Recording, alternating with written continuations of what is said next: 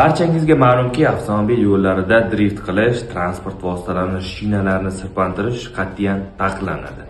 Shunga qaramasdan, ayrim haydovchilar hali hamon bu kabi ishlarni amalga oshirmoqda. Navbatdagi holat Chinoz tumanida aniqlandi.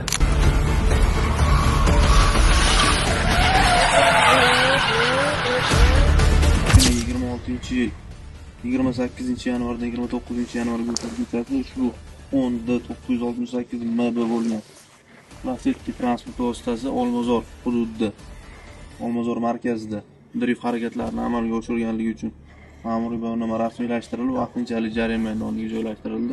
Ushbu holat yuzasidan to'plangan hujjatlar jinoyat ishlari bo'yicha Chinoz tuman sudiga ko'rib chiqish uchun jo'natildi. Bu kabi qoidabuzarliklarni sodir etish transport vositasini boshqarish huquqidan mahrum etilish, ya'ni jazosiga sabab bo'ladi. Shu sababli ham aynan yoshlarimizdan bu kabi qoidabuzarliklarni sodir etmasliklarini yana bir bor so'rab qolamiz.